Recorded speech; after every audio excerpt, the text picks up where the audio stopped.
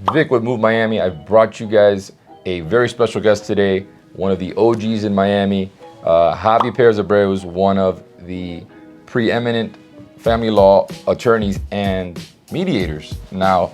And I brought him on to talk to you specifically about mediation and trial and the divorce process. Javi, thanks for joining us. No, thank you. Thank you for having me. It's a pleasure to be with you here today.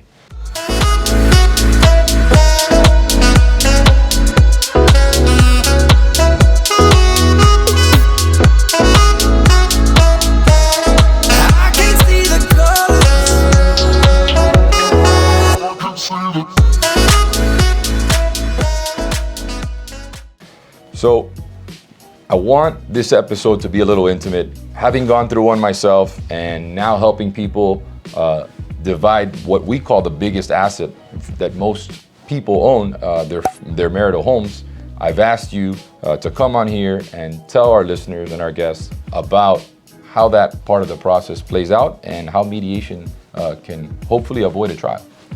Well, thank you once again. Thank you for having me.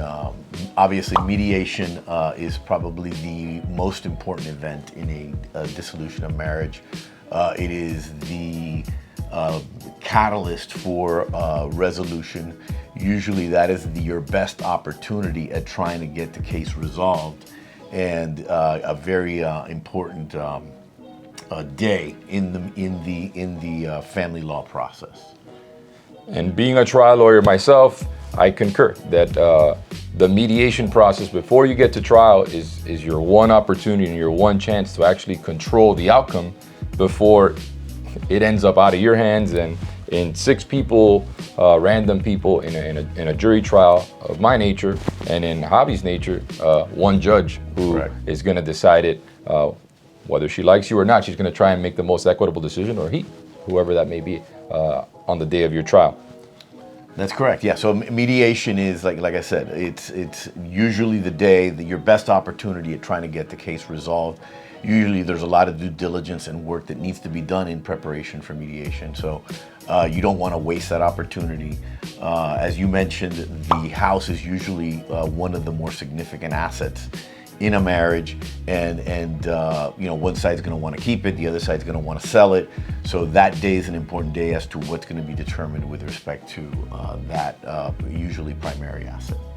Yes, and how do you go about preparing for that day when it comes to the decision on whether it's going to be sold, or if you have been making moves in anticipation of that with the other side to try and see if that can be resolved even before you get to that date?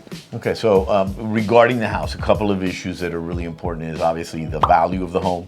Obviously, valuation is an inexact science, so you're going to have some debate on, if the people agree on what the value is.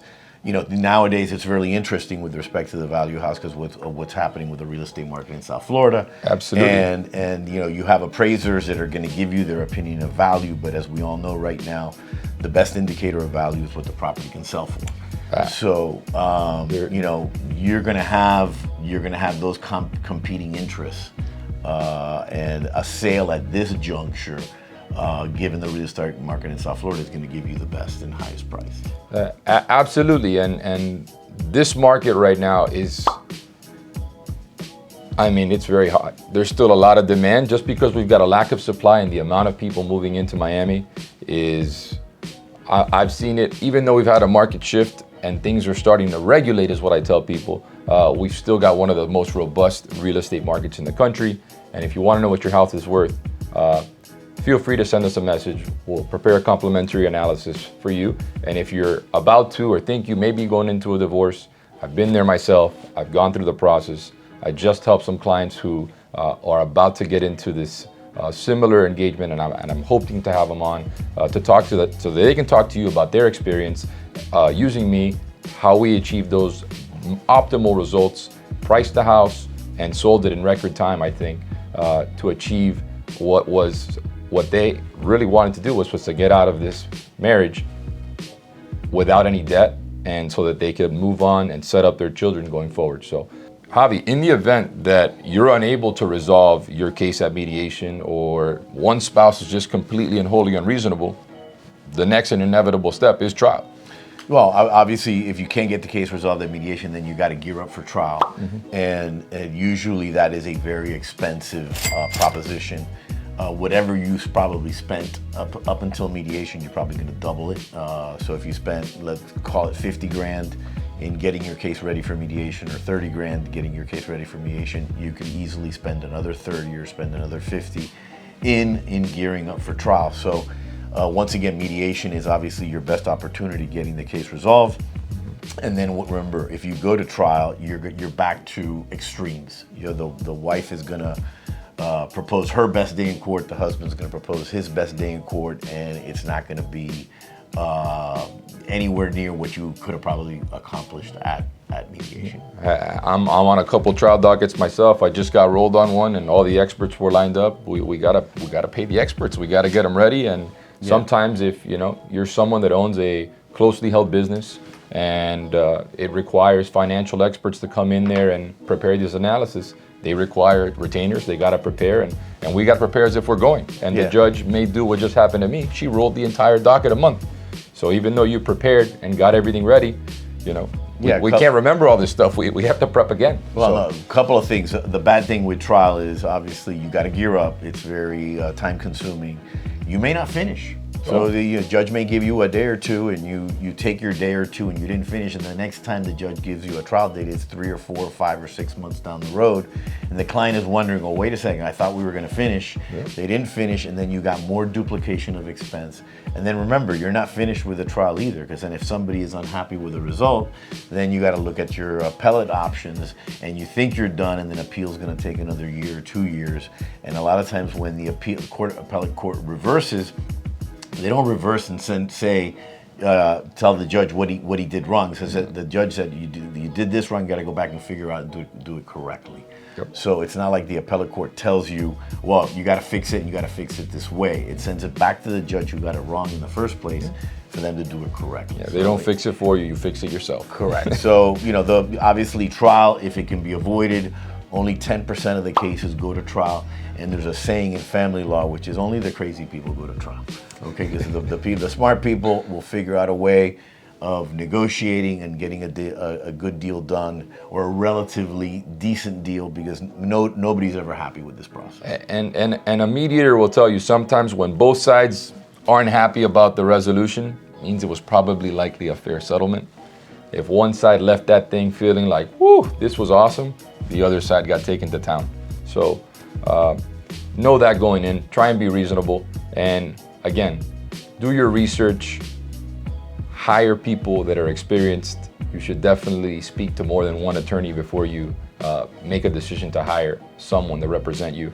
And again, if you anticipate you're gonna go through the process, it's also, I think, a wise decision for you to meet with someone because you have no idea what you're about to embark on. Javi, let's hit something that I think is important for people who are embarking on a marriage and should probably be better off preparing for the inevitable in the event that it does happen, setting up some sort of premarital or postnup to pre-negotiate these fates. Because my biggest concern when I went through it was my kids. And all I really cared about was making sure that I had my kids equal time, and the money was a non-issue. So setting up that parenting plan was way more important to me than anything else. And I think that's something that I think most parents getting into, this journey could probably agree on that while things are good. And it's probably best to do it then than to wait down the road and using your kids as weapons. That is a good thought. The only thing you got to keep in mind is with respect to prenups, you can put in some language regarding the children, and that there's a preference in the event of a divorce to have an equal time sharing arrangement, but that technically is not binding upon the court, because the court always has the best interest of the children in mind. So even if you put in a prenup that you want to have an equal time sharing, the court may take it into consideration, but in the end, the court's got to bless that parenting plan. Now, it does obviously it gives you something to argue that, hey, we discussed this going in, and we both acknowledged that we were good, decent people, and that we were going to be good parents, and that was our preference. So, if that's important to you, that's obviously something to try to negotiate, but you got to keep in mind that it's not binding on the court. And that buzzword that he just mentioned, best interest of the child, is absolutely 100% spot on. What the court is going to do, they're going to take care of the children first and foremost. Right. There's two issues that the court always has jurisdiction of, obviously, and they have to do with the kids. One is obviously the time-sharing plan, and the other one is the child support. Absolutely. So you can try to address those in a prenup, but those are not binding. Absolutely. What you could address, and that the court has to follow, is if you pre-negotiate the division of your premarital assets prior to getting married. Yeah, you can obviously, what are the main purposes of the prenup? Obviously is to protect your non-marital assets, your inheritances, and any appreciation and value that those things have. Obviously it's very popular for people that already have a business. They come into a marriage with a business and they want to try to protect that business. But prenups they're tough. You're negotiating you're basically negotiating your divorce before your marriage, so they can be rather complicated. A lot of people, I get calls all the time, people think it's just pressing a button and printing out a form, and it's not that easy. So you got to do it well. There's always going to be somebody that's going to try to attack it later on. So you got to do your due diligence. You got to do your financial disclosure. You got to negotiate it. Other side's entitled to counsel.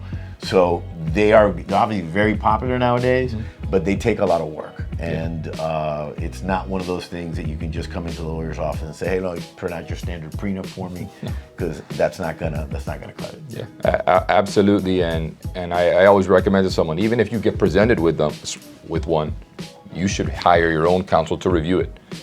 Don't go ahead and just sign it just because they prepared it for you.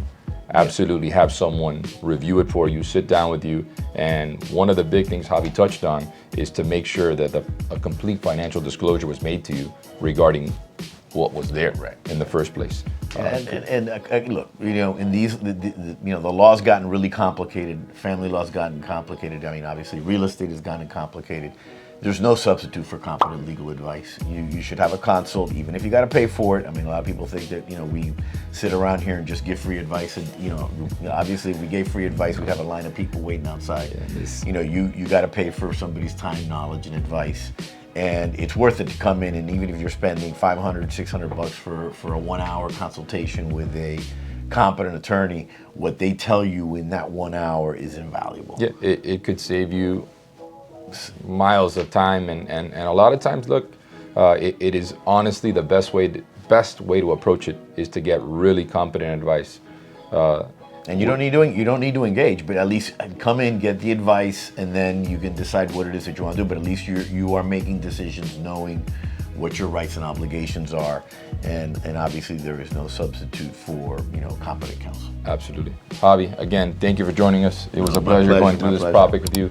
Again, thank you guys, and don't forget to move Miami.